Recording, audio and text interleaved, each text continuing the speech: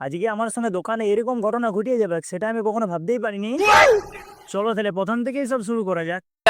रोम रोम भाइयों, सिस्टम पार देंगे।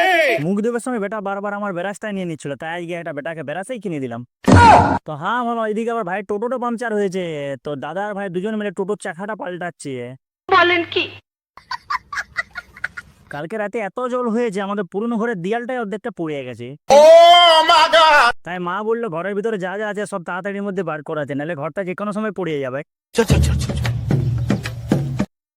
ঘরটার মধ্যে মোটরসাইকেল আর ধান ঝাড়া মেশিনটা ছিল, তো ধান ঝাড়া মেশিনটা একাই হলো না, তাই মোটরসাইকেলটা বার করালো। তো বলো মোটরসাইকেলের অবস্থাটা দেখো। তারপর দাদাকে ডেকে ধান ঝাড়া মেশিনটা তুলে নিয়ে যেয়ে ঘরটায় লুকিয়ে দিলাম।